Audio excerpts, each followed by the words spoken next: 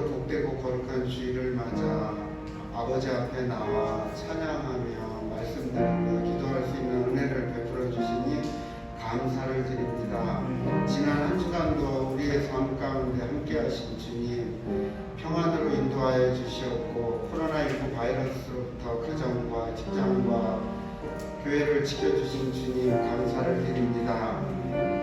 이번 한 주간도 주님이 주시는 힘과 은혜로 이 세상 살아나갈 때 지치지 않고 쓰러지지 않게 하나님 인도하여 주시었고, 함께하는 교회 모든 성도들 한 주간도 하나님 동행하심으로 평안하고 복된 삶을 살 수 있도록 하나님 인도하여 주시옵소서.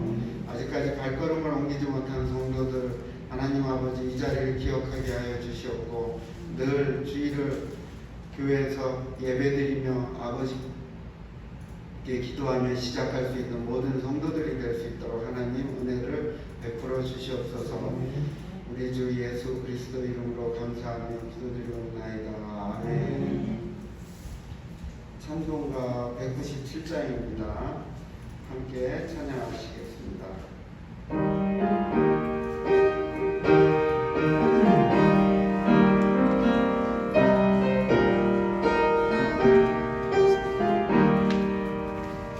은혜가 풍성한 하나님을 믿는 자 한 사람 언제나 오늘도 언제든지 편찮고 보호해 주시네. 주여 성령의 불사들이 오늘도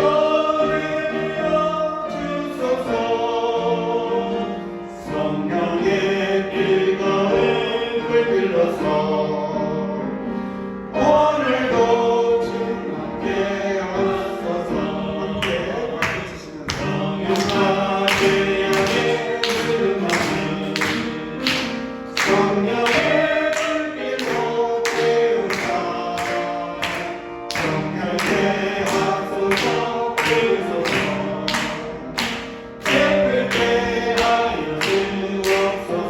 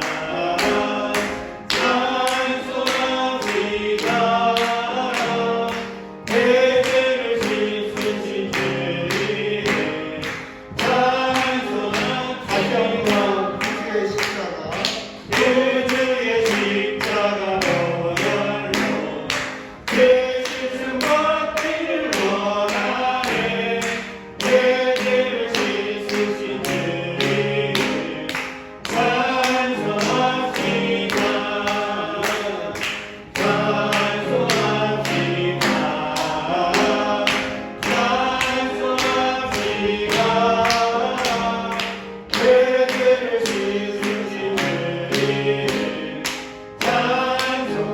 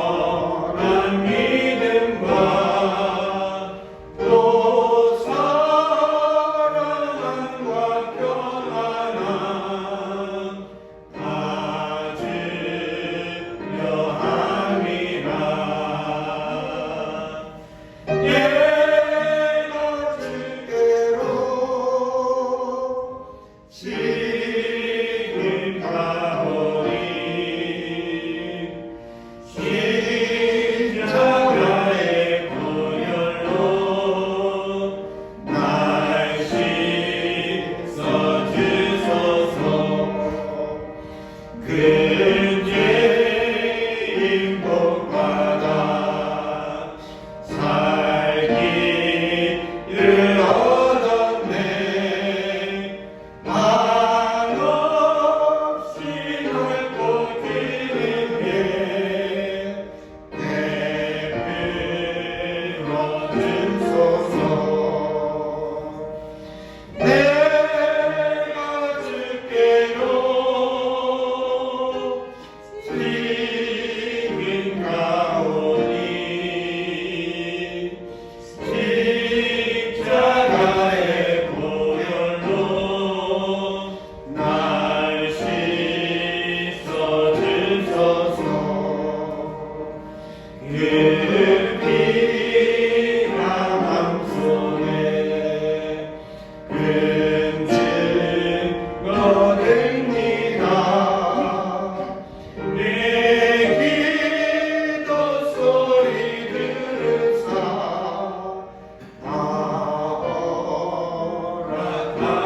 허락하소서. 내가 주께로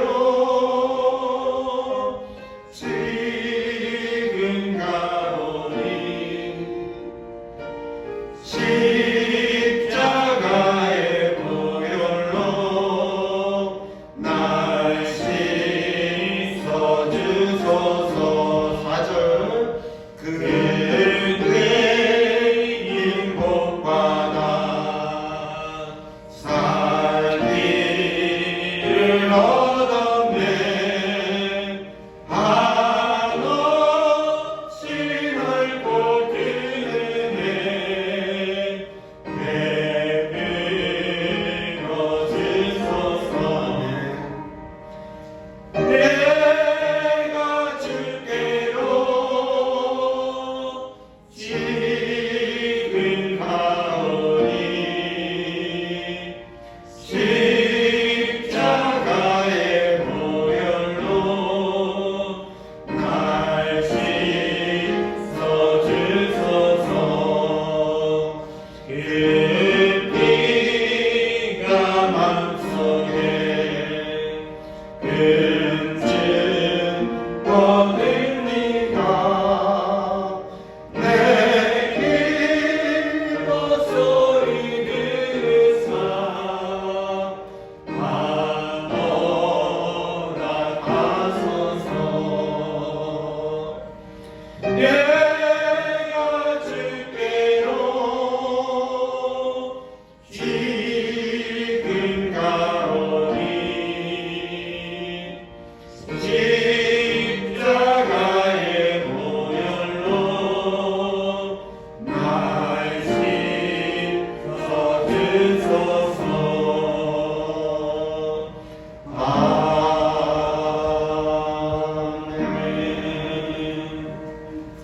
사도신 영도 계시는 고백하시겠습니다. 전능하사 천지를 만드신 하나님 아버지를 내가 믿사오며 그 외아들 우리 주 예수 그리스도를 믿사오니 이는 성령으로 잉태하사 동정녀 마리아에게 나시고 본디오 빌라도에게 고난을 받으사 십자가에 못 박혀 죽으시고 장사한 지 사흘 만에 죽은 자 가운데서 다시 살아나시며 하늘에 오르사 전능하신 하나님 우편에 앉아 계시다가 저리로서 사는 자와 죽은 자를 심판하러 오시리라. 성령을 믿사오며 거룩한 공예와 성도가 서로 교통하는 것과 죄를 사하여 주시는 것과 몸이 다시 사는 것과 영원히 사는 것을 믿사옵나이다. 아멘. 살아계시고 능력 되시는 주 하나님 아버지께 찬양과 영광을 올려드립니다. 아멘. 언제나 동일하시고 변함이 없으신 영존하시는 우리 아버지 하나님 앞에 감사드리오며 한 주간도 지켜주시고 보호해 주시는 데 감사합니다. 아멘. 어떠한 환경 속에서도 주님만 바라보고 의지하기 원하시는 하나님의 선하신 뜻 안에서 우리의 힘과 능력이 되어주시고 지혜로서 어두운 우리의 마음을 밝혀주시는 신실하신 하나님 아버지 앞에 감사를 드립니다. 아직도 죄인 되었던 우리를 사랑하시 사랑하시고 자녀 삼아주신 크고 놀라우신 하나님의 사랑으로 인하여 오늘도 은혜의 보좌 앞에 담대히 나올 수 있음도 하나님의 은혜입니다. 주님, 우리가 하나님의 은혜를 회복할 수 있기를 원합니다. 형식적이고 우리 심령을 회복시켜 주시옵시고 말씀을 통하여 소생할 수 있기를 바라고 원합니다. 말씀과 기도로서 더욱 깨어있기를 원하고 날마다 주님과 연합함으로 동행할 수 있는 우리 모든 성도들 될 수 있도록 인도하여 주시옵소서. 우리 함께하는 교회를 사랑하시고 인도하시는 주님, 앞으로도 우리 교회가 나아갈 길을 친히 이끌어 주시옵시고 주님이 집에 기뻐하시고 뜻을 따라 온전히 순종할 수 있도록 인도하여 주시옵소서. 특별히 청소년부를 기억하여 주시기 원합니다. 말씀을 깨달아 알게 하여 주시옵시고 하나님 나라의 귀한 일꾼으로 쓰임받으며 교회를 세우고 사람을 세우는 일에 아름답고 값지게 쓰임받을 수 있도록 우리 주님 인도하여 주시옵소서. 어려운 환경 속에서도 선교지에서 귀한 사역을 감당하시는 우리 엄성희 선교사님과 정글철 선교사님 사역 위에도 크고 놀라우신 하나님의 역사로 오늘까지 감당하게 하신 줄로 믿습니다. 앞으로의 모든 사역 또한 함께 하실 줄 믿고 더욱 기도하며 나아갑니다. 우리 주님 인도하여 주시옵소서. 주님, 이 시간도 주의 귀하신 말씀을 선포하시는 목사님께 영적인 권세를 허락하여 주시옵소서. 이 시간 성령의 기름 부으심이 있는 우리 교회 우리 모든 성도들이 될 수 있기를 원합니다. 우리의 잠자는 영을 깨우는 말씀 되게 하여 주시옵시고 또한 우리 가운데 우리가 아직도 깨닫지 못한 우리의 죄악을 밝히 바라볼 수 있는 영의 눈도 허락하여 주시옵소서. 주님의 주시는 비전을 바라볼 수 있게 하여 주셨고 또한 아버지 이 시간도 정말 하나님을 더욱 사랑하고 경외할 수 있는 마음 또한 우리에게 허락하여 주시옵소서. 이 모든 말씀 지금도 살아 역사하셔서 우리와 함께 하시고 우리를 도우시는 우리 주 예수 그리스도의 능력의 이름으로 감사드리며 기도드렸습니다. 아멘.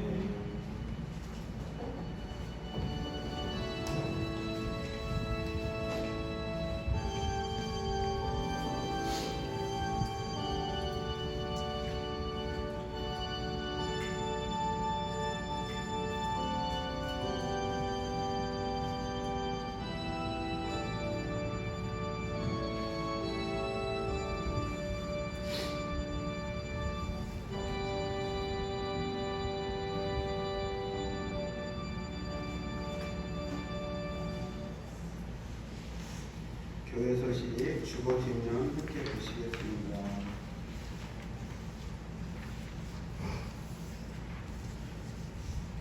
주일 예배 찬양은 10시 50분부터 시작됩니다.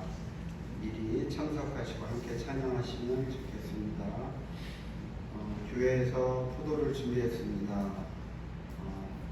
예배 끝난 후에 꼭 가지고 가셨으면 되겠습니다. 캄보디아 엄성일 선교사님 사역을 위하여 기도해 주시고 케냐의 정용철 이미림 선교사님 부부의 사역을 위해서도 기도해 주시고 코로나19의 종식과 나라를 위해서 기도해 주시고 우리 성도들의 영육의 강건함과 온전한 믿음을 위하여 기도하여 주시고 우리 학생들과 청년들의 온전한 믿음과 선한 영향력을 끼칠 수 있도록 기도해 주시고 우리 보사님 임채연 학생의 영역의 강건함과 학업을 위해 기도하여 주시고 예배당 이전을 위하여도 기도하여 주시면 감사하겠습니다. 9월달에 생일을 맞이한 분이 결실의 계절이라 많습니다. 다 참석하더라고요. 우선 우리 반주하는 이혜선 청년 9월 생일자 교회에서 좋은 선물을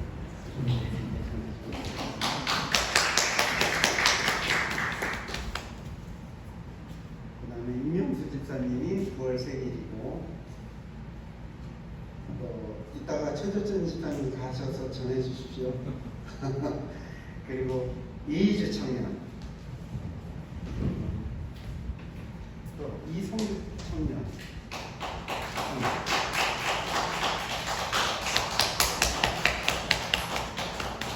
그리고 접니다.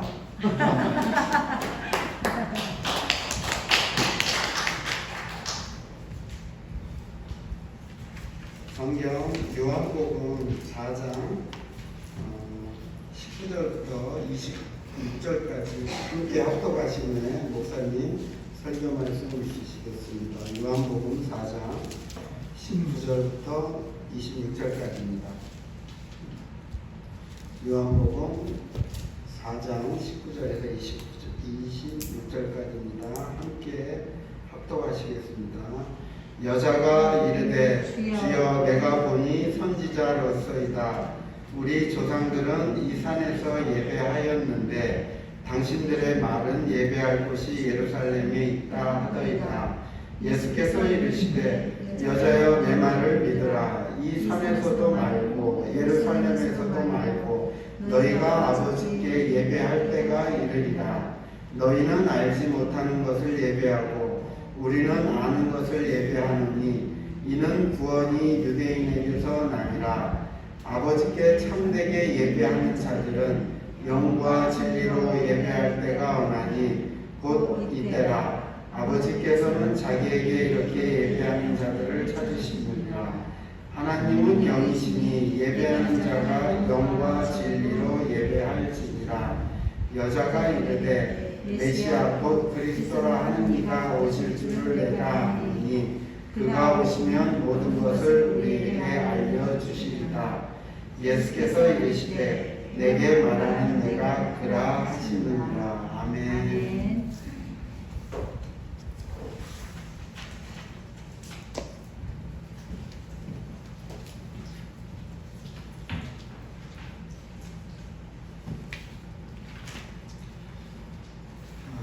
오늘 예배 참석한 여러분들 모두 예수님의 이름으로 축복합니다. 여러분들이 이 땅에 살아가는 동안 하나님을 통하여 힘을 얻고 하나님을 통하여 아름다운 열매들 맺어지기를 다시 한번 예수 그리스도의 이름으로 축복합니다. 요한복음을 살펴보고 있는데 오늘 우리가 살펴볼 것에 대한 핵심은 영과 진리라는 겁니다. 우리가 어떤 곳에서 예배를 드리면 진정한 예배가 될까요? 또한 어떻게 드리면 진정한 하나님이 기뻐하는 예배가 될까요? 저는 교회에 사람이 많아져도 사실은 예배당을 짓고 싶은 생각은 없습니다. 그게 성경적이라고 보이지는 않습니다. 예배당에 돈 쓸 거 사람을 위해 쓰는 것이 저는 진정한 성전 건축이라 생각을 하기 때문에 예배당에다 굳이 돈을 많이 들여서 하고 싶은 생각은 전혀 없습니다. 그래도 분명히 우리가 천주교는 아니라 할지라도 큰 예배당 그리고 잘 꾸며진 예배당에 가면은 그곳에 우리 분위기에 압도당하고 그곳에 이제 예배를 드리면 괜찮은 예배가 이루어질 것 같은 착각을 가질 때가 있습니다. 그러나 그렇지 않다라는 겁니다. 이 본문의 이야기를 들어가 보면은 지난주와 관련되어 있는 이야기입니다. 지난주 얘기를 잠깐 하고 본문으로 들어가도록 하겠습니다. 결국 구약의 이 모든 것의 율법과 그리고 그들이 갖고 있는 어떤 종교적, 도덕적 여러 가지 상황 속에 최고의 존재로 등장하는 것이 바로 니고데모입니다. 그리고 4장에 등장하는 수가성 여인은 유대인들에게 멸시당하는 그러한 같은 동족임에도 불구하고 멸시당하는 그들이 갖고 있는 혼합적인 그다음 혈통과 종교를 얘기합니다. 결국 최고의 존재 그리고 최저의 조건을 가진 존재라 할지라도 그들은 예수님이 가리키고자 하는 하늘의 것을 이해하지 못하는 그런 존재들입니다. 결국 그 중심에 서 있는 예수님, 하나님이 세상을 이처럼 사랑하사 독생자를 주셨으니 이는 저를 믿는 자마다 멸망치 않고 영생을 얻게 하려 하십니다라는 겁니다. 결국 유대인들도 율법을 잘 지키고 성전에 충실한 제사를 드리는 그런 유대인들도 그리고 혼합되고 변질된 종교를 지켜가는 그런 사마리아인과 같은 그들도 결국 예수를 믿음으로 말미암아 구원을 얻지 그들이 갖고 있는 어떤 종교적인 외형적인 그리고 율법적인 것을 통해서 이루어지지 않는다라는 얘기하고 있다는 겁니다. 그럼 그 사마리아 여인과 계속해서 그 이야기가 이어지는 가운데 이런 이야기를 합니다. 20절에 보니까 우리 조상들은 이 산에서 예배하였는데 당신들의 말은 예배할 곳이 예루살렘에 있다 하더이다 라는 겁니다. 예수님의 십자가의 죽음 직전에 유대인들은 예루살렘 성전을 중심으로 해서 그들의 예배가 이루어졌습니다. 또한 사마리아인들, 북이스라엘 사람들은 그리심산이라는 것을 중심으로 하여 나름대로 그들의 예배를 이루었다라는 겁니다. 그는 그렇게 얘기합니다. 이 사마리아 여인이 갖고 있는 이야기는 이렇게 얘기합니다. 20절 우리 조상들은 이 산에서 예배했다라는 겁니다. 유대인들보다 우리가 갖고 있는 장소가 더 우위적이다라고 그는 얘기하고 있다는 겁니다. 우리 조상들의 산, 그리고 그들이 먹고 있는 우물도 우리 조상 야곱의 우물, 우리 조상들 하면서 자신들이 더 괜찮은 장소와 신앙을 소유하고 있다라고 사마리아 여인은 그렇게 예수님께 이야기합니다.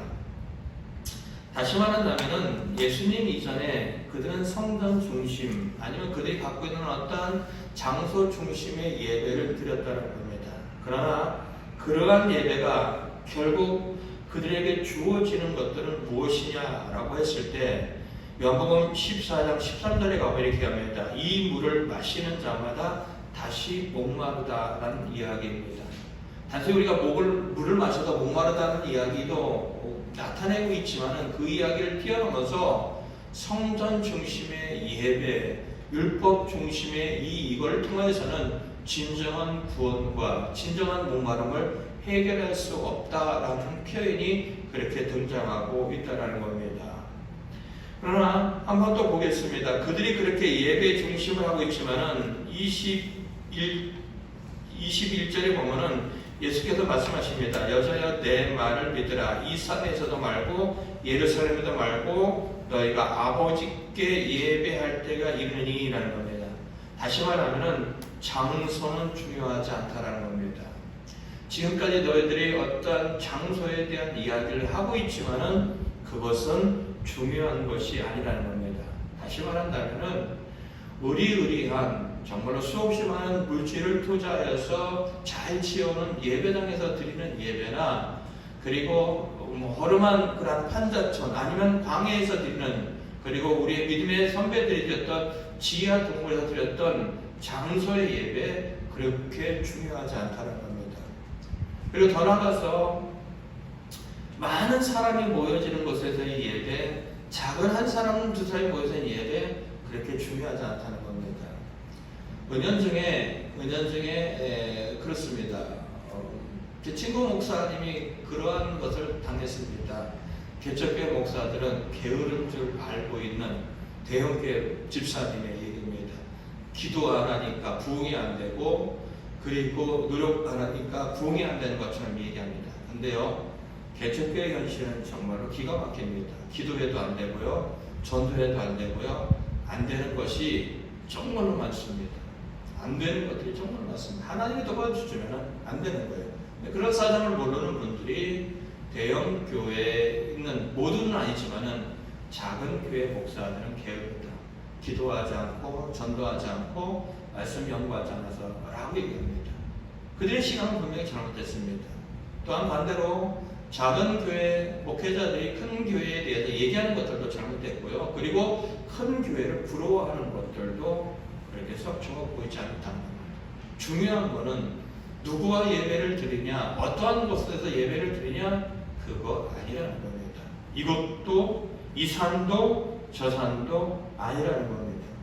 그들은 예수님 이전에 알지 못하는 곳에서 알지 못하는 것을 갖고 그렇게 예배를 드렸다는 겁니다. 22절에 그 얘기잖아요. 너희는 알지 못하는 것을 예배하고 하나님의 이름으로 모였습니다. 하나님께 예배를 드립니다. 그리고 하나님께 은혜를 구합니다. 하나님 앞에 헌신을 합니다.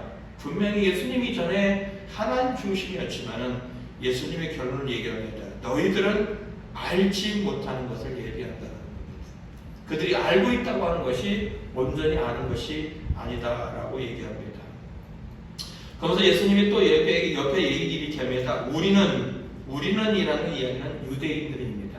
사마리아인들은 알지 못하는 걸 예배하죠. 우리는 아는 것을 예배한다라고 하면서 이는 구원이 유대인에게서 남이라 이 말은 무슨 얘기냐? 이런 얘기입니다.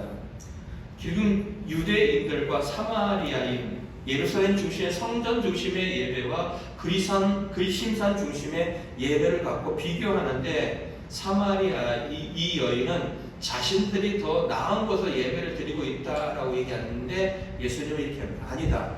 그건 아니다. 너희들보다는 유대인들이 그래도 조금 낫다라고 얘기하는 것 뿐입니다. 그러나 그 또한 유대인 중심의 예배 또한 진정한 구원과 진정한 목마름을 해결할 수 없다라는 겁니다. 누굴 통해서 알 수 있느냐? 니고데모라는 사람을 통해서 알 수 있다라는 겁니다. 그렇다면 어떻게 예배를 드리는 것이 진정한 예배냐라고 했을 때 23절에 보면 함께 읽겠습니다. 시작. 아버지께 참되게 예배하는 자들은 영과 진리로 예배할 때가 오나니 곧 이때라. 아버지께서는 자기에게 이렇게 예배하는 자들을 찾으시니라. 아버지께 예배할 수 있는 방법, 하나님께 예배할 수 있는 방법 단 한 가지, 영과 진리입니다. 영은 뭘까요? 성령입니다. 진리는 뭘까요? 여러분이 보시는 주보에 보면 그렇게 나와 있습니다. 뭐로 나와 있죠? 실체입니다. 실체. 진리가 갖고 있는 진정한 뜻은 실체입니다. 무엇에 대한 실체일까요? 하나님에 대한 실체라는 겁니다. 하나님에 대한 실체. 다시 말한다면 우리가 예배를 위하여 정말로 준비하고 정성을 들이는 거 꼭 필요합니다. 그러나 여러분이 기억해야 될 것은, 예전에 하나님을 알지 못하는 수없이 많은 사람들, 우리의 어머니들, 우리의 할머니들은 지성을 드리고 정성을 드렸습니다. 그 얘기가 아닙니다. 하나님을 향하여 우리의 마음을 드리고 정성을 드리는 것 중요하지만은, 그러나 그거 이전에 중요한 것은 성령을 통하여 하나님의 실체를 온전히 알 때만이 뭐가 예배가 되어진다? 진정한 예배가 되어진다는 겁니다. 하나님의 이름으로 모였던 구약시대의 그 예배는 알지 못하는 예배, 그 예배는 진정한 구원을 줄 수 없는 예배라는 겁니다. 그러나 예수 그리스도께서 이제 십자가의 죽음을 통하여 성전을 뭐 하십니까? 완성시킵니다. 성전의 뜻이 뭐라고요? 하나님이 거하는 집입니다. 하나님이 거하는 집, 예수 그리스도를 통하여 우리가 하나님의 성전이 되어지는 겁니다.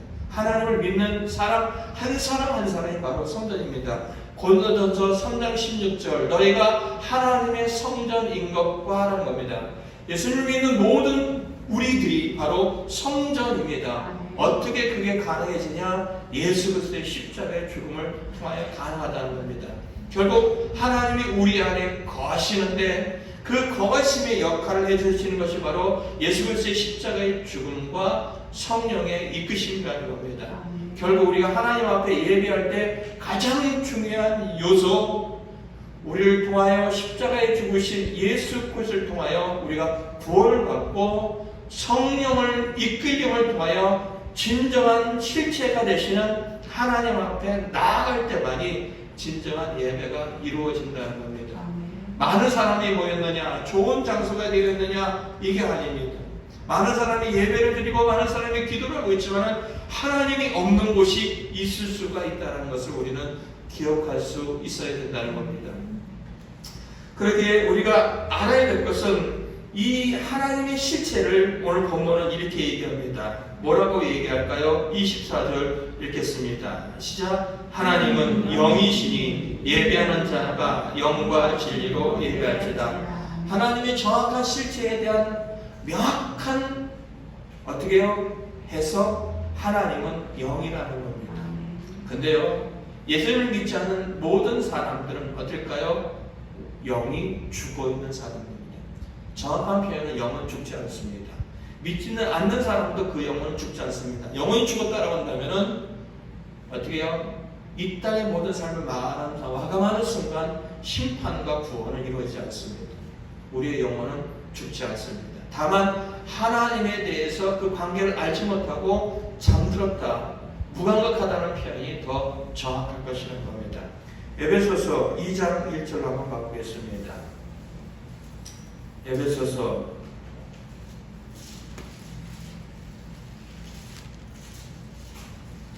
2장 1절부터 9절입니다. 에베소 2장 1절부터 9절입니다. 한번 천천히 보겠습니다. 먼저 1절 읽겠습니다. 시작. 그는 허물과 죄를 죽었던 너희를 살리셨도다. 그는 누구냐면 예수 그리스도입니다. 예수 그리스도는 허물과 죄로 어떻게 해요? 죽었던.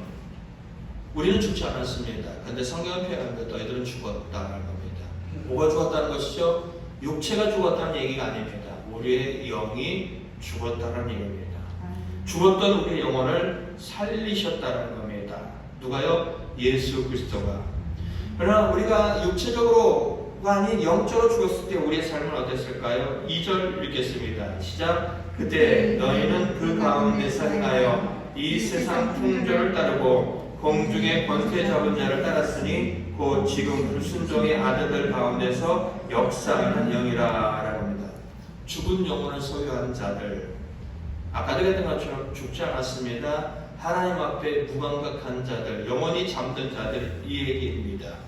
그들의 삶은 한마디로 얘기한다면 사탄의 영을 쫓아가는 존재입니다. 그리고 그들의 삶은 어떠한 삶이냐면은 세상의 풍조를 따라가는 것이고, 그것에 대한 다른 표현이 3절, 육체의 욕심을 따라가는 삶이라는 겁니다. 마음이 원하는 삶을 살아가는 삶이라는 겁니다. 내가 원하는 삶, 내가 추구하는 삶, 육체의 욕심을 따라가는 삶이 사탄의 영을 쫓아가는 자의 삶이었고, 그리고 하나님께 앞에 무감각했던 영적으로 죽었던 자의 삶이다라고 얘기합니다. 이러한 삶을 하나님께서, 이러한 자들의 영혼을 하나님께서 살려내십니다. 어떤 하나님이요? 4절부터 읽겠습니다. 시작. 긍휼이 풍성하신 하나님이 우리를 어떻게 해요? 사랑하신 그 큰 사랑을 인하여. 긍휼이 풍성하신 하나님, 사랑이 크신 그 사랑의 하나님에 인하여서 어떻게 되었느냐? 5절. 허물로 죽었던 우리의 영혼을 그리스도와 함께 어떻게 해요? 살리셨다는 겁니다. 근데 이 일이 어떻게 된 것이냐? 은혜라는 겁니다. 은혜는 뭘까요? 다른 말로 표현하면 선물입니다. 선물은 이런 겁니다. 내가 노력하지 않은 것을 받은 것이 선물입니다. 내가 노력하고 받은 것은 뭘까요? 대가입니다. 구원이라는 것은 하나님께서 우리에게 주신 긍휼이 많으신, 그리고 사랑이 많으신 하나님께서 우리에게 주신 보다 선물이라는 겁니다. 우리를 살리셨고, 또한 6절 읽겠습니다. 또 함께 일으키사 그리스도 예수 안에서 함께 하늘에 앉으시니 라는 겁니다.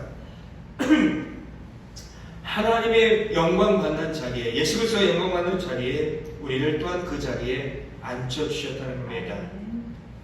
또한 7절, 이는 그리스도 예수 안에서 우리에게 자비하심으로써 그 은혜의 지극히 풍성하심을 오는 여러 세대에 나타내야 하십니다. 하나님의 은혜를 여러 세대에 나타내는 겁니다. 사도 바울의 고백 중에 이런 게 있습니다. 죄인 중에 계신 나를 살리셨다는 겁니다. 구원하셨다는 겁니다. 사도 바울은 하나님을 대적하던 자입니다. 예수님을 인정하지 않던 자입니다. 예수 믿는 것들을 다 싹 잡아 감옥에 가두고, 그리고 그들을 괴롭히고 죽이는 것이 하나님의 일이라고 생각했던 사람입니다. 근데 하나님은 그를 만나주시고 그를 구원해주시고 그에게 사도의 직분을 맡겨줬다는 겁니다. 그러면서 그가 하는 표현이, 나에게 주신 이러한 것들을 왜 주셨느냐? 여러 가지 있겠지만은 한 가지 이렇게 표현합니다. 나 같은 자를 본보기 삼아서 다른 사람들에게 어떻게 해요? 그것을 알게 하겠다는 겁니다. 나 같은 자도 사랑하고, 나 같은 자도 구원하고, 나 같은 자에게도 하나님의 사역을 맡겨줬다는 것을 다른 사람들에게 본보기 삼았다라는 얘기를 하는 겁니다. 다시 말한다면은 이제 죽었던 그들을 살리셨다는 것은 하나님의 일방적인 은혜고, 이것은 그들에게뿐만 아니라 그 후대의 모든 사람들에게 나타내는 하나님의 은혜다라고 얘기합니다.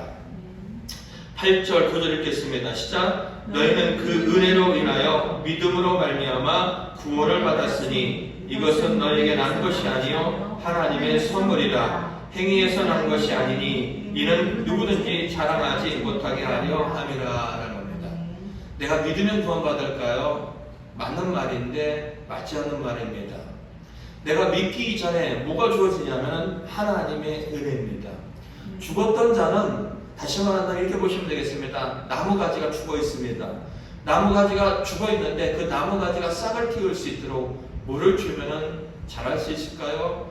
햇빛을 잘 맞춰주면, 온도를 잘 맞춰주면, 습기를 잘 맞춰주면 자랄 수 있을까요? 아니에요. 안 됩니다. 나무가 싹을 틔울 수 있고 열매를 맺을 수 있는 방법 단 한 가지, 먼저 살아나야 됩니다. 마찬가지입니다. 영적으로 죽었던 우리는 하나님 앞에 반응할 수 없습니다. 우리를 먼저 하나님께서 깨워주셔야 됩니다.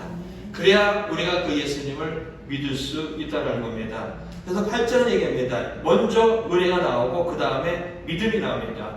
너희는 그 하나님의 은혜로 인하여 그 예수 그리스도를 믿게 되었다는 겁니다. 그리고 그것을 구원을 받았다는 겁니다. 그러기에 이것은 하나님의 선물이다라고 표현하고 있다는 겁니다. 다시 요한복음으로 돌아오겠습니다. 하나님은 영이십니다. 영이신 하나님 앞에 우리가 반응할 수 있는 거, 우리의 영혼이 살아나야 됩니다. 죽은 영혼으로는 하나님 앞에 예배할 수 없고, 죽은 영혼으로는 하나님 앞에 어떻게 해요? 교제를 나눌 수 없기에 우리의 영혼은 살아나야 되는 겁니다. 그것이 우리에게 뭘로 다가오느냐? 믿음입니다. 예수님이 나를 위해서 죽으셨고 그분의 십자가의 죽음과 부활을 통하여 내가 죽고 산다는 것에 대한 확실한 믿음의 고백이 있을 때 우리의 영혼은 하나님 앞에 반응할 수 있고, 비로소 그때 우리는 하나님 앞에 진정한 예배를 드릴 수 있다는 겁니다. 예배당에 와서 앉아있는 것이 예배가 아닐 수 있습니다. 하나님의 이름을 부른다고 해서 그것이 예배가 아닐 수 있습니다. 예수님의 이름을 들먹인다고 해서 그것이 믿음이 아닐 수 있다는 것을 여러분들은 기억하시길 바랍니다. 헌금이 거부되어질 수 있고, 기도가 거부되어질 수 있고, 헌신이 거부되어질 수 있다는 걸 여러분 기억하시길 바란다는 겁니다. 이사야 1장으로 한번 가보겠습니다. 그렇다면 우리의 영혼이 살아나서 하나님 앞에 진정한 예배를 드린다는 때 우리가 꼭 기억해야 될 것 바로 삶입니다. 이사야서 1장 13절부터 17절입니다.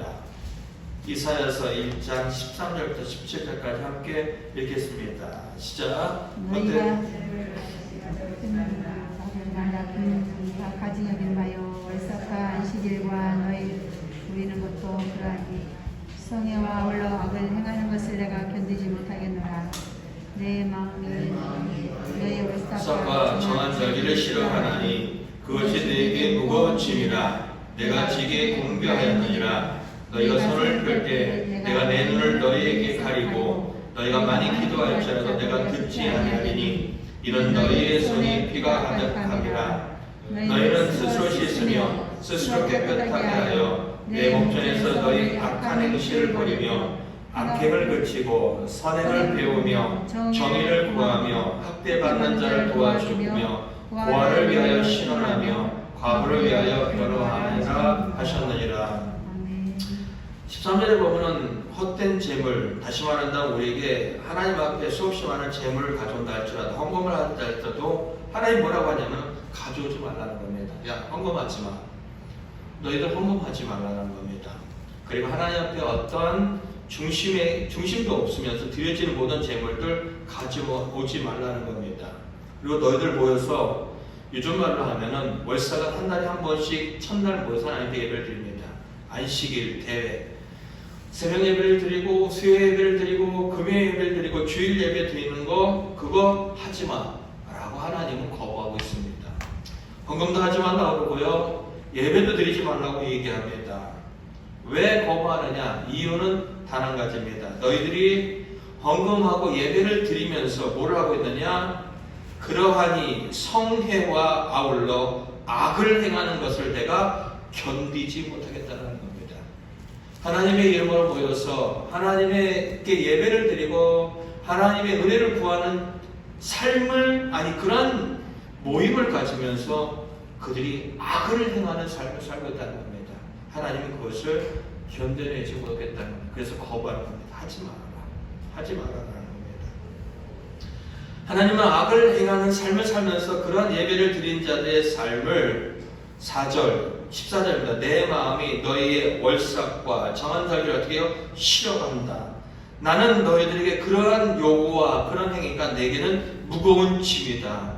나는 그것 때문에 곤비하다라고 하나님의 마음을 토로합니다. 그러면서 얘기합니다. 15절 너희가 손을 펼 때, 도와달라고 손을 펼 때 내가 너희들에게 어떻게 해요? 어떻게 합니까? 너희에게서 눈을 가려버리겠다는 겁니다. 기도한다 할지라도 듣지 않겠다는 겁니다. 또 얘기합니다. 너희들이 죄로 인하여 지은 피가 너희들 손에 가득하기 때문이다라는 겁니다. 하나님은 예배를 거부하십니다. 기도를 거부하십니다. 무엇과 관련돼서요? 그들의 악한 삶과 관련돼서 기도와 예배를 거부하고 있다는 겁니다. 그러니까 하나님은 방법을 제시하십니다. 16절 너희는 스스로 씻어라. 깨끗해라. 그리고 내 목전에서 하나님 앞에서 악한 행실을 버려라. 악행을 그쳐라. 그리고 적극적으로 선을 베풀고 정의를 구하라는 겁니다. 특히 학대받는 자 그리고 힘없는 자들의 편에 서주고 그들을 변호해주고 도와주라라고 이야기하고 있다는 겁니다. 결국 우리가 하나님 앞에 영이신 하나님 앞에 나가기 위해서는 우리가 영이 살아나야 되는 것이 선제적인 조건이 되어지고 그리고 그 하나님 앞에 예배 드릴 때 우리의 모든 삶이 예배와 연결되어 있다는 것을 잊지 말아야 된다는 것입니다. 창세기 4장으로 가보겠습니다. 창세기 4장 4절부터 5절입니다.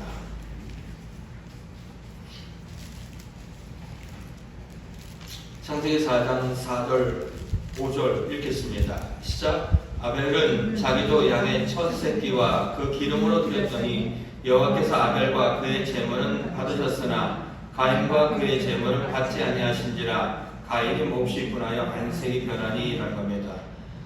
정말로 많이 했던 얘기입니다. 아벨의 제사, 가인의 제사 똑같은 제사인데 한 사람은 받습니다. 한 사람은 받지 않습니다. 답은 그 문장에 들어가 있습니다. 이렇게 표현합니다. 4절 아벨과 그의 제물은 받으셨다. 5절 가인과 그 제물은 받지 않으셨다라는 겁니다. 제물 이전에 뭐가 나올까요? 아벨. 제물 이전에 뭐가 나올까요? 가인입니다. 아벨이 하나님 앞에 합한 삶을 살았기에 아벨의 삶과 그의 제사는 그의 제물은 받으셨다. 그러나 가인의 삶은 하나님 앞에 합하지 않았기 때문에 가인의 삶과 그의 제물은 받지 않았다. 똑같은 이야기입니다. 이 이야기는 성경 전체가 흘러가고 있는 이야기입니다. 창세기 그리고 이사야 로마서 12장 1절을 가보겠습니다. 믿는 신약시대 예수님 이후의 모든 삶도 마찬가지입니다. 로마서 12장 1절 뭐가 예배냐라고 얘기합니다. 로마서 12장 1절 읽겠습니다. 함께 읽겠습니다. 시작. 그러므로 형제들아 내가 하나님의 모든 자비하심으로 너희를 권하노니 너희 몸을 하나님이 기뻐하시는 거룩한 산 제물로 드리라. 이는 너희가 드릴 영적 예배니라. 이렇게 얘기합니다. 하나님의 모든 자비하심으로 너희를 권하노니 너희 몸을 무슨 뜻일까요? 너희 몸으로 하는 모든 일들을 하나님이 기뻐하는 거룩한 어떻게요? 산 제물로 드리라는 겁니다. 제물이 존재하는 이유는 제물 자신을 위하여 존재하지 않습니다. 누구를 위하여 존재할까요? 제물을 받으시는 하나님을 위하여 존재합니다. 다시 말해 우리에게 진정한 예배는 하나님이 기뻐하는 몸으로 하는 모든 일을 해내는 것, 그것이 바로 보다 예배다라고 얘기합니다. 그러니까 우리가 잊지 말아야 됩니다. 모든 예배는 삶과 우리가 살아야 될 삶의 예배와 그리고 형식을 갖춰야 될 그다음 우리가 주일날 모이는 이러한 예배입니다. 그럼 형식적인 예배와 삶으로 드려지는 모든 예배 어떤 것이 더 중요할까요? 어떤 것이 더 중요할까요? 둘 다 중요합니다. 근데 굳이 더 중요한 것으로 뽑는다라고 얘기한다면 저는 이 예배를 먼저 이해하고 싶습니다. 다시 말한다면 하나님 앞에 나와 말씀을 듣지 않는다면 어떻게 살아내야 할지 모릅니다. 그리고 우리가 이렇게 모여서 하나님 앞에 예배를 드리지 못한다면 하나님의 은혜를 경험할 수 없습니다. 다시 말한다면 하나님의 말씀을 통하여 우리는 내가 살아가야 될 방향을 얻을 수 있고요. 그리고 내가 하나님의 은혜를 통하여 그 삶의 방향을 살아내야 될 힘을 얻을 수 있다는 겁니다. 다시 말해서 우리가 형식을 갖추고 하는 이 예배에 내가 아무런 생각이 없고 그리고 이 형식적인 예배를 할지라도 이 부분에 대해서 우리가 소홀히 한다면 그런 사람은 절대 하나님이 기뻐하는 삶을 살아낼 수 없다는 겁니다. 사랑하는 성도 여러분, 우리는 하나님, 거룩하신 하나님, 천지를 창조하신 하나님 앞에 나가 예배를 드리는 겁니다. 근데 과연 우리는 예배를 드리는 자답은 예배를 드리고 있냐는 겁니다. 우리 다시 한번 요한복음으로 한번 다시 한번 가볼까요? 23절입니다. 4장 23절입니다. 함께 읽겠습니다. 시작. 아버지께 참되게 예배하는 자들은 영과 진리로 예배할 때가 오나니 곧 이때라. 아버지께서는 자기에게 이렇게 예배하는 자들을 어떻게 한다고요? 찾고 계신다는 겁니다. 하나님은 지금도 영과 진리로 성령을 통하여 정확한 하나님의 실체를 아는 자들, 구원받은 자들의 진정한 예배를 지금도 어떻게 해요? 기다리고 계신다는 겁니다. 기다리고 계신다. 그러게 우리가 알아야 될 것은 예배를 통하여 가장 먼저 인식해야 될 것은 하나님의 실존입니다. 하나님의 실체입니다. 제가 전에 직장 생활을 하고 있는데 외부 영업사원인 것 같아요. 딱 들어오더니 이런 얘기가 합니다. 사람 없어요. 그런 겁니다. 기분 들지게 나빴습니다. 나는 누굴까요? 사람입니다. 사람을 앞에 놓고 사람 없어요 라는 이야기는 너는 내가 상대할 사람이 아니야 라는 인격을 모두 가는 겁니다. 지금 보면 후회가 돼요. 왜요? 그때 응답하지 말걸, 대답하지 말걸. 저는 그렇게 대답했습니다. 없어요. 바보 같습니다. 우리 집에도 그런 사람이 있습니다. 가끔가다 들어오면은 누구는 있고 누구는 없는데 애들 다 어디 갔어? 사람 어디 있어? 기분 나쁩니다. 저도 사람입니다. 그런 질문 하지 마세요. 다시 말해 우리가 예배를 드리러 올 때, 오늘 여러분들이 예배를 드리러 올 때 정말 하나님을 인정하고 왔다는 겁니다. 이 시간 예배를 드릴 때 영이신 하나님이 우리와 함께 하십니다. 아멘. 그 하나님이 우리의 인격적인 그 하나님이 우리의 모든 것을 받을 준비를 하고 계신다는 것에 대한 부분들을 여러분은 인식하고 있게 하는 겁니다. 좋은 옷 입고 이쁘게 화장하고 누굴 위해서 할까요? 누구를 위해서 할까요? 다른 사람에게 보이려고 합니다. 하나님은 제가 그랬어요. 제가 미안해요. 우리 가족밖에 얘기할 수밖에 없어요. 제발 그러지 말아라. 시간 되기 전에 와라. 만약에 시간을 정해놓고 화장을 하다가 한쪽 눈만 그렸는데 시간이 안 된다. 그러면 와라. 난 하나님 더 기뻐할 거다. 지금도 그 생각은 변함이 없습니다. 하나님은 우리가 잘 차려입고 그리고 정돈된 모습 보는 거 좋아합니다. 그러나 그보다 더 중요한 거 그 하나님을 인정하는 자의 그것을 좋아하신다는 겁니다. 화장 10분 하는 시간보다 하나님 앞에 예배에 집중하고 그 하나님의 은혜를 구하는 10분을 하나님도 소중하게 여기고요. 그리고 분주하게 움직이는 어떠한 것보다도 그 하나님 앞에 집중하는 그런 것을 하나님은 귀하게 여긴다는 것입니다. 아멘. 저는 다음 주에 그렇게 봤으면 좋겠습니다. 한쪽 눈만 이쁘고 한쪽 눈만 쌩얼이 그 얼굴을 봤으면 좋겠습니다. 정말로 좋을 것 같아요. 제가 업어줄 것 같습니다. 하나님은 그렇게 하나님의 실체를 인정하고 하나님 앞에 집중하는 그런 예배자를 찾고 계신다는 겁니다. 아멘. 그렇다면 우리가 나와서 어떠한 내용으로 그 예배를 드릴 거냐는 겁니다. 영이신 하나님이 앞에 우리가 영적으로 살아서 그 하나님 앞에 그 하나님의 실체를 인정하고 실증을 인정하고 나와서 그 하나님 앞에 드려지는 모든 예배의 전부가 뭐가 되어야 되냐면 찬양과 감사가 되어야 된다는 겁니다. 왜요? 우리의 지난 삶을 돌아보는 겁니다. 돌아보면 이해되는 삶과 이해되지 않는 삶이 분명히 있을 것입니다. 그러나 모든 것을 지나고 나서 봤을 때 모든 것은 감사할 수밖에 없다는 겁니다. 내가 사망의 음침한 골짜기를 다닐지라도 해를 두려워하지 않을 것은 주께서 나와 함께 하시리라. 주의 지팡이와 막대기가 나를 안위하시나이다. 누구의 고백이냐면 다윗의 고백입니다. 다윗은요 장산이 하나도 없습니다. 하나님 뜻대로 골리앗을 묻히고 하나님 뜻대로 살았고, 그리고 하나님 뜻에 의해서 자기를 죽이려고 하는 장이자 왕이었던 사울을 죽이지 않습니다. 근데 그의 고통의 삶은 끝나지 않습니다. 자기를 죽이려고 하는 그 사울이 수없이 다가오고 많은 사람들을 보내는 삶을 통하여 그는 들로, 광야로, 이방 땅으로 가서 정말로 때로는 동냥을 하며 때로는 미친 척을 하며 정말로 어떠한 알 수 없는, 끊임없이 알 수 없는 고통의 삶을 살아냅니다.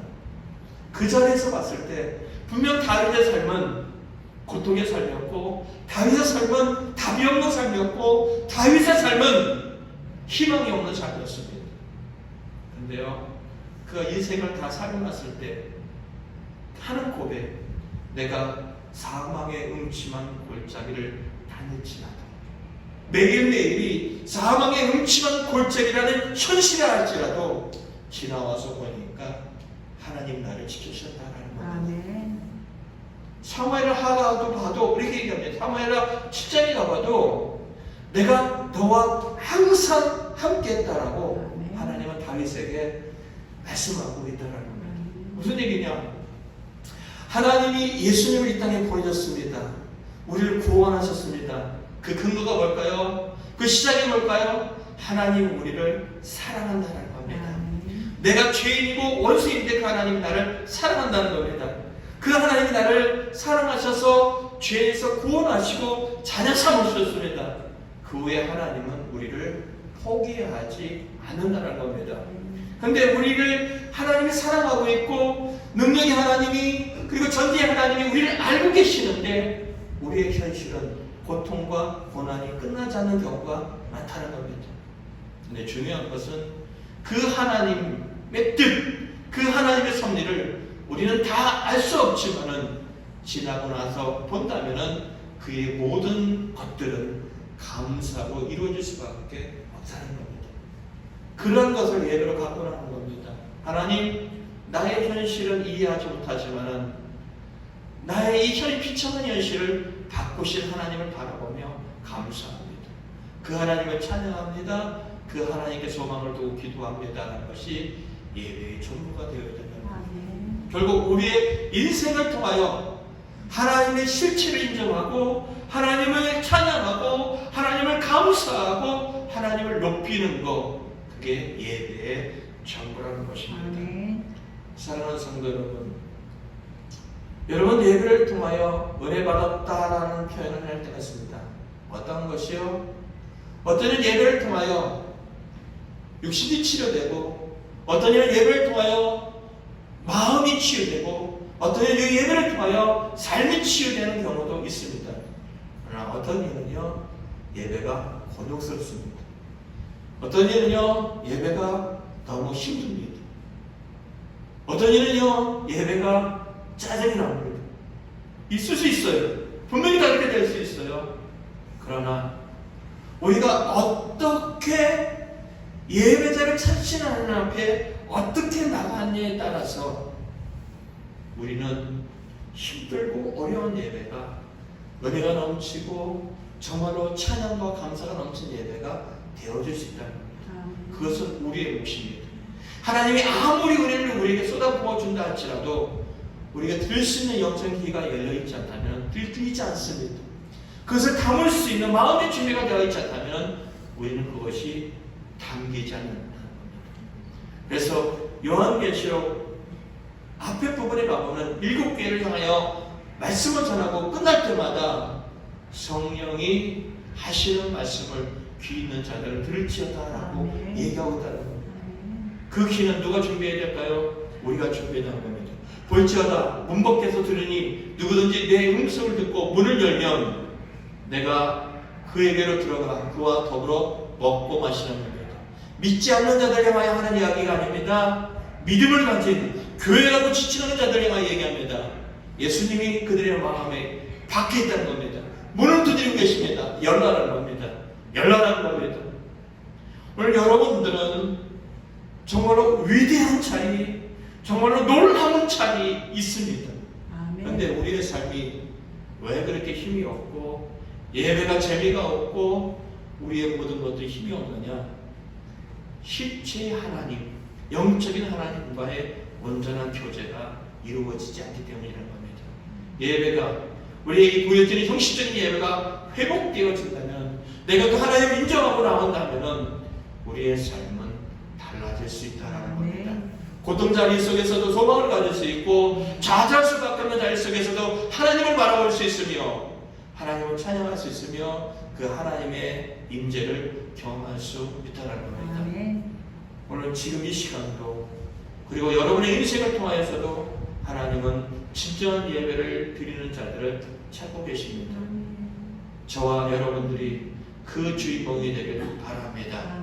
그러한 하나님의 은혜를 경험할 수 있는, 그리고 그것을 경험함으로 말미암아 놀라운 힘든 인생을 힘있게 살아갈 수 있는 우리 모두가 다 될 수 있기를 예수 그리스도로 간절히 축원드립니다. 아멘.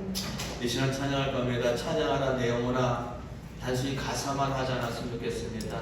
나를 구원하신 그 하나님을 진정으로 찬양하시기 바랍니다.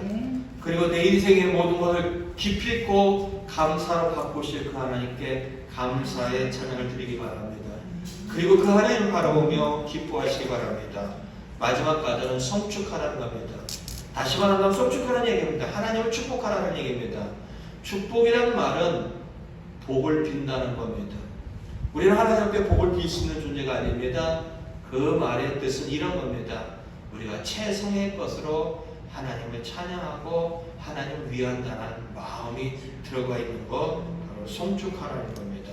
그러면 찬양하라가 하나님 앞에 진정한 예배가 될 수 있도록 진정으로 했으면 좋겠습니다. 손 빼시고요. 하나님 앞에 진짜 찬양, 하나님을 바라보는 진짜의 찬양이 이어지고 기도하실 텐데, 말씀을 생각하며 기도하시고요. 그리고 그 하나님을 진정으로 경배하는 마음으로 찬양하시고요. 그리고 기도 제목, 주보에 있는 기도의 제목을 놓고 함께 찬양하는 시간 갖도록 하겠습니다. 찬양하라 내 영혼입니다.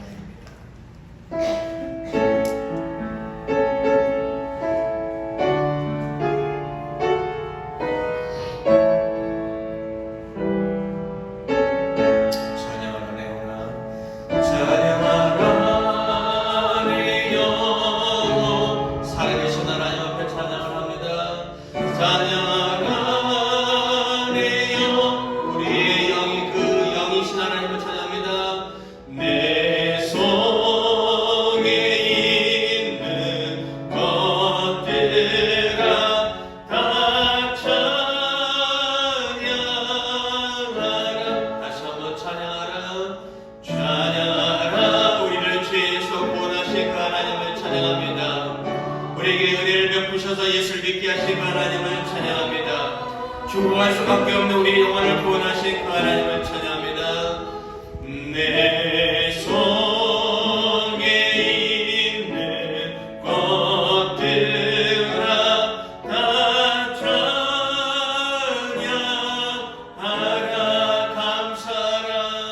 감사라 내 영혼아. 우리 인생을 바꾸시며 우리 인생을 도우시며 우리 인생을 승리케 하시며 우리 인생을 정말로 만족케 하실 그 하나님을 향하여 감사합니다. 있는 것들아 다 감사라. 다시 한번 감사라. 내 영혼아. 감사라 내 영혼아. 내 속에 있는 것들아 내 속에 있는 것들아 다 감사하라. 기뻐하라 내 영혼아.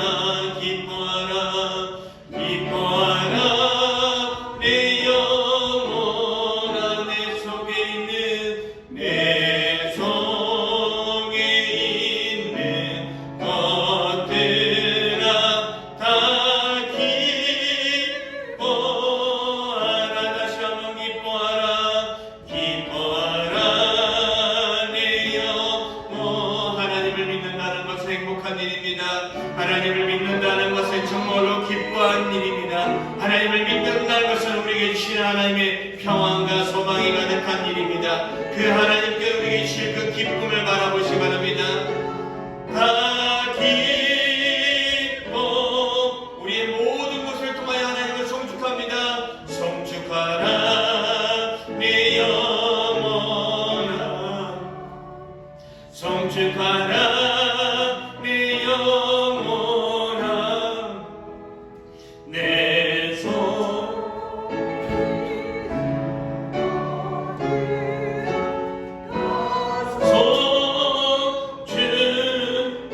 다시 한번 여러분의 모든 걸 담아 송축하라 내 영혼아, 송축하라 내 영혼. 내 속에 있는 것들아, 내 속에 있는 것들아 다 송축. 여러분의 전심의 기도도 하나님 앞에 예배가 될 수 있습니다. 살아계신 하나님, 이 시간 아버지 우리가 연약한 거 알고 있습니다.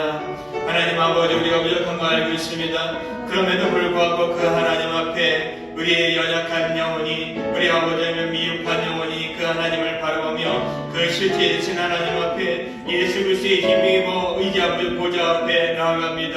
우리의 예배가 하나님 앞에 성도되어지기를, 우리의 예배가 하나님 앞에 드려지기를 원합니다. 하나님이여 우리의 삶을 고치고 우리 아버지의 가치를 고치고 우리의 중심을 고쳐서 그 하나님이 드러나며 그 하나님을 예배하며 그 하나님을 나타내길 소원합니다. 우리가 하나님을 우습게 여기며 우리가 하나님의 실체를 무시하며 우리가 그 하나님 앞에 없이 얘기했던 것을 용서하여 주시옵고 다시 한번 하나님의 그 십지 앞에 나가 우리가 여기신 하나님 앞에 오늘 예배드릴 수 있도록 성령 하나님 도와주시기를 원합니다.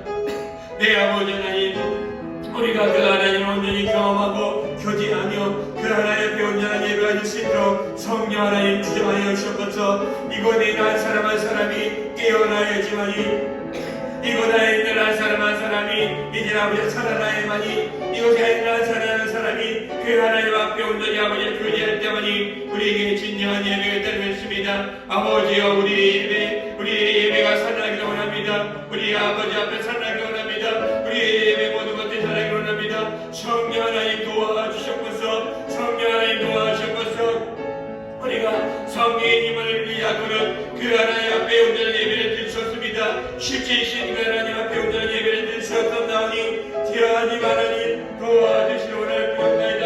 내 아버지 우리에게 수없이 많은 아버지 상황들과 수없이 많은 문제가 있지만은 그 모든 것을 하시며 이끌어가신 하나님 앞에 온전히 예배를 드리기 원할 뿐이옵나이다.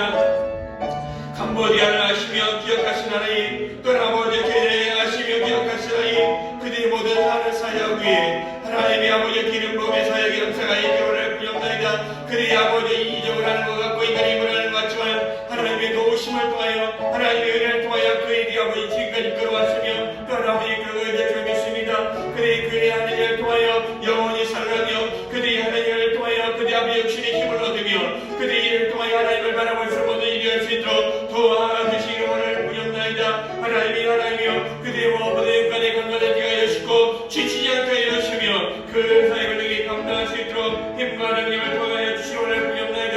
콜라의 고다가 이제 아버지 우리의 삶의 중에 너무 깊숙이 힘들겠습니다.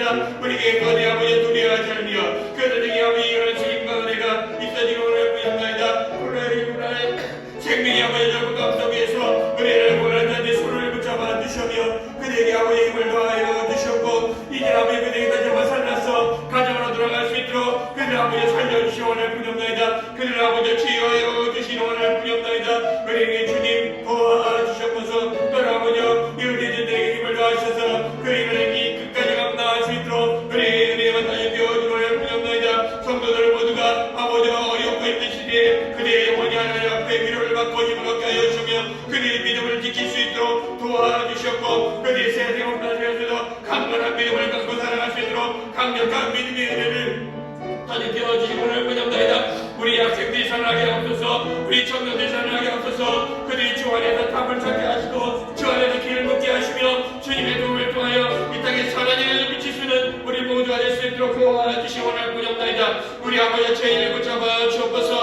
아버지 정말 주님이하고 있는 이제 아버지의 수시를 아버지 도와주셔서 끝까지 그의 체력이 그의 아버지를 위해 그는 여러 가지 멘탈이 지시하게 하셨고 그가 정말 그 일을 잘 감당을 도와주시며 그가 노력한 결과를 충분히 거둘 수 있도록 우리를 던져펴 주시기 원하는 분이옵나이다. 적당할 때 하나님께 우리를 던져서 우리가 그 예배당에 들어갈 수 있도록 또한 은혜를 던져펴 주시옵소서. 오늘 예배 나와 하나님의 은혜를 구하는 자들에게 은혜를 던져주시고 건강을 구하는 자들에게 건강을 던져주시며 아버지 왕님에게 들려드린 건강을 허락하여 주셨고 주님의 도움을 구하는 자들에게 주님의 도움을 허락하여 주셨소서. 살아계신 하나님 우리가 그 하나님의 은혜를 사모하며 아버지 앞에 도움을 구합니다. 주님 영광받아 주시옵소서. 주님 영광받아 주시옵소서. 주님 영광받아 주시옵소서. 여러분들이 같이 한번 저를 따라했으면 좋겠습니다. 죄와 허물로 죽었던 우리가 한번 따라했으면 좋겠습니다. 죄와 허물로 죽었던 우리가 예수 그리스도의 십자가의 죽음을 통하여 예수 그리스도의 십자가의 죽음을 통하여 예수 그리스도의 부활을 통하여 예수 그리스도의 부활을 통하여 죄에서 죽고 의에 대해 살기를 소망합니다. 의에 대하여 살기를 소망합니다. 살아계신 그 하나님 앞에 살아계신 그 하나님 앞에 영이신 하나님 앞에 영이신 하나님 앞에 성령의 이끌림을 통하여 성령님의 이끄심을 통하여 진정한 예배를 드리길 소원합니다. 진정한 예배를 드리기를 소원합니다. 그러한 예배가 이루어질 수 있도록 그러한 예배가 이루어질 수 있도록 성령 하나님 성령의 하나님 도와주시옵소서. 도와주시옵소서. 제가 다시 한번 기도하겠습니다. 하나님 아버지, 우리는 하나님을 분명히 믿습니다. 우리가 하나님 앞에 뜨겁게 우리의 믿음을 보일 때도 있고 때로는 믿음 없는 것 같은 삶을 살아갈 때도 분명히 있습니다. 그러나 하나님, 우리가 그래도 하나님을 사랑한다는 거 아시지 않습니까? 하나님, 우리 인생 가운데 하나님의 도움이 필요합니다. 우리의 삶 가운데 하나님의 은혜가 필요합니다. 우리의 가정 가운데 하나님의 이끄심이 필요합니다.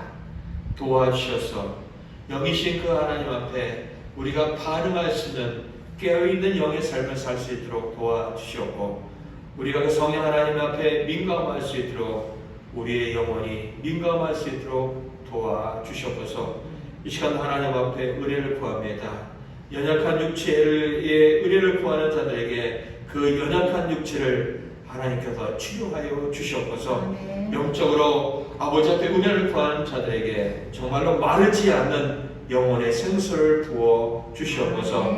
또한 아버지 앞에 도움을 구하는 그 손길에 하나님께서 도움을 허락하여 주셔서 이제는 아버지 문제가 해결되게 하여 주시옵고 방향이 아버지이며 확연하게 드러나게 하여 주시오며 주님의 은혜를 통하여 온전히 당당하게 그 길을 갈 수 있도록 도와주시옵소서. 캄보디아가 아버지 케냐가 또한 아버지 목숨을 걸고 선교하는 모든 선교지가 주님의 은혜를 통하여 아름답게 세워지게 하시고 풍성한 열매를 맺게 하여 주시며 코로나19를 통하여 철저한 보호를 받게 하여 주시옵소서. 우리가 부족하고 나약하지만 하나님의 뜻대로 살기를 소망합니다. 삶 속에서 그런 삶을 살아갈 수 있도록 말씀이 기억나게 하시고 그 삶을 살아갈 수 있는 의지와 용기와 힘을 더하여 주시옵소서. 일주일간 성도들 가정가정들마다 다 아름답게 세워지게 하시고 관계가 아름다워지게 하여 주시오며 저들이 주 앞에 함께 기도하는 것들마다 하나님의 선한 뜻 가운데 응답되어 주시게 하여 주시옵소서. 아버지 앞에 물질을 드립니다. 시간을 드립니다. 삶을 드립니다. 그들의 정성을 드립니다. 그들의 아픔을 드립니다. 그들의 눈물을 드립니다. 다 받아 주시옵고 그곳에 하나님의 귀하고 선한 뜻만 드러나게 하여 주시옵소서. 물질이 흘러가는 곳에 생명이 살아나게 하시고 하나님이 영광 받으시며 온전한 예배가 이루어지게 하여 주시옵소서. 우리 주 예수 그리스도의 이름으로 감사하며 기도 올리옵나이다. 아멘. 지금은 우리 주 예수 그리스도의 은혜와 하나님 아버지의 크신 사랑과 성령의 감동 감화 내주 역사 교통하심이 영이신 하나님 앞에 신령과 진정으로 예배를 드리기를 소원하며 결단하는 귀한 믿음의 권속들을 위해 이제부터 영원히 함께하기를 간절히 축원하옵나이다. 아멘.